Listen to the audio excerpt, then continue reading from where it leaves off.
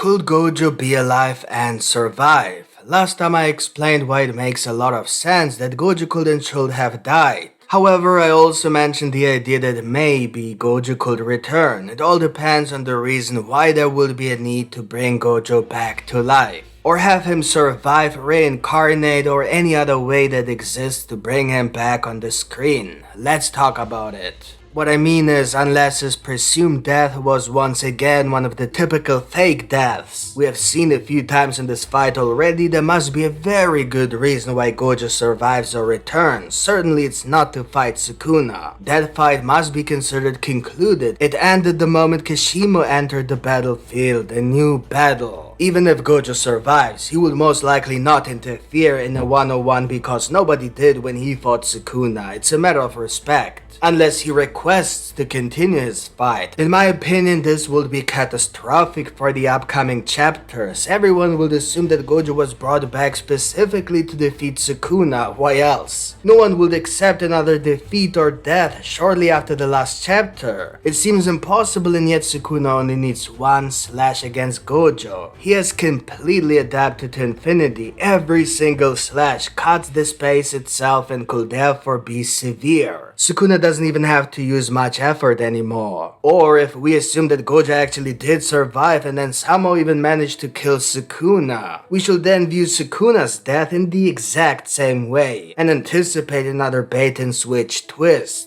You see how frustrating this fight would become? It would utterly destroy the seriousness. Gege has reached the absolute limit to how far they can push this bait game, especially if Sukuna really does survive that supposed death. And I'm telling you, unless Sukuna reveals the gift he received from Yorozu, he will not die, period.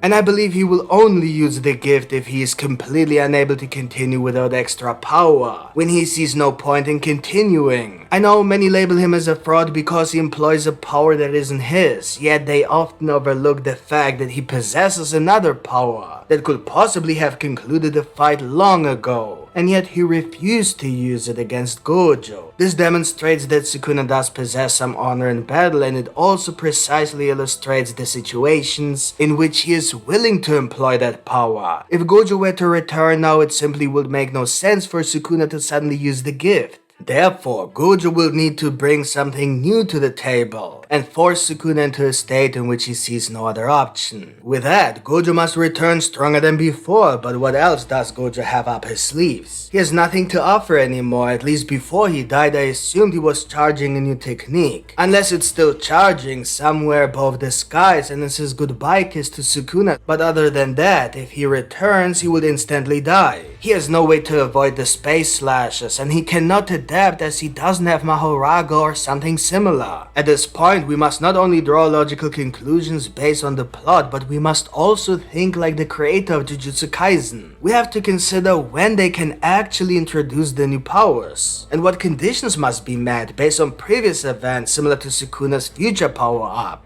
And we must consider how the fight dynamic between Gojo and Sukuna will affect that condition. Considering all of this, we quickly realize that based on the typical bait and defeat structure, the next baited defeat should at least be as severe as the one Gojo experienced, simply because that's how it has unfolded so far. Thus, Sukuna could only use the gift against Gojo if Gojo had bait killed him first, as that would be the first opportunity for Gege to introduce Yorozu's gift. Sukuna must then find a way to return and then deploy the new power, which, as I have explained earlier, would be utterly ridiculous. No one will take the fight or any defeat seriously anymore, and that would mean all stakes are gone, no tension, nothing. Moreover, it was heavily emphasized that Yuji will be the one to defeat Sukuna. This has been literally the plot of Jujutsu Kaisen from the beginning. And since Yuji is the main character, this is also the battle in which Sukuna might reveal perhaps not only his cursed technique, if he has one, but also the gift. Just like how Yuji will reveal his new powers that he likely acquired from consuming the remaining cursed wombs. For those who are unfamiliar with my theory, I believe Gojo gave Yuji the final finger, trusting that if Yuji consumes it, Sukuna would return to him there. Yuji could re-engage in the mental battle they once had with a binding vow. Whoever wins gains the power and body of the other permanently, the other simply dies. So in short, based on all this, it implies that Gojo should not return under any circumstances to continue the fight against Sukuna. However, this doesn't mean that Gojo can't return for other reasons. If he does return and there really isn't any important reason, at least not related to any fight, perhaps it's to appease the fandom or for some other reason unrelated to what I will mention in this video. It could be assumed that he will either regenerate himself using the reverse curse technique or he will be healed. In my opinion, the only reason why he should survive is either first because Kenjaku for some reason needs him alive, possibly because it's confirmed that the 6 eyes are somehow connected to Tengen, in regard to how the plasma vessel is also connected to Tengen, and with it also to the merger process. And because Tengen is used to force humanity to evolve because of the merger process, it could be that Gojo's existence itself is important for Kenjaku to achieve his goal, possibly even true objective, whatever it may be, beyond the evolution of humanity. In short, because Gojo and Tengen are connected due to Tengen's ability and because his ability has evolved, it's possible that if Gojo is immortal and continually reincarnates, this aspect of him also evolved. This could result in an unpredictable occurrence either after his death or during the process of him dying. Or the second reason for his survival might be due to the entire plot involving him killing all the elders, and the potential aftermath of this action. But is this even possible to begin with? That is, his survival. We know that the reverse curse technique directs its energy from the brain, therefore the first condition is that Gojo must be alive. And to be totally objective, it has not actually been confirmed that Gojo is dead. He's only been described as being in a state between life and death. In this context, the question of whether Gojo will go north or south could have symbolic meaning. It could represent Gojo deciding whether to surrender or to fight and regenerate himself one last time. And by deciding, I don't mean it in the sense of a straightforward yes or no question. It's more about Gojo manifesting his physical struggle to survive. He's essentially as good as dead, but his brain didn't give up yet. So it produced this hallucination to afford him a last chance to activate the reverse curse technique. In any case, the first condition is met, he's alive.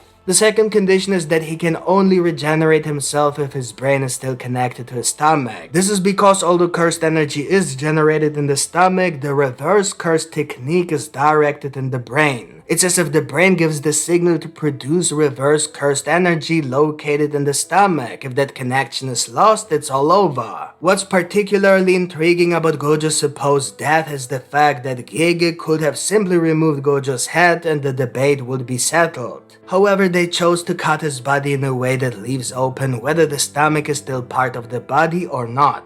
I'm not a doctor, but based on illustrations, it appears that the slash could actually have been right below the stomach, so that in theory, through the nervous system, despite the damage, it should still be connected to the brain and thereby receive the signal to generate reverse cursed energy, by implying the cursed energy originating from the stomach. With that, he will be able to regenerate everything from the stomach down to his feet, so yes, it's possible. But then there's also another very crucial requirement. Gojo must be able to heal himself faster than his life clock, so to speak. He needs to regenerate his blood faster than he loses it. He must restore himself before he completely loses consciousness. If he can manage to heal himself to the point where he is no longer in an absolutely critical condition, then perhaps the others, some very skilled in healing, could proceed to completely heal him afterward.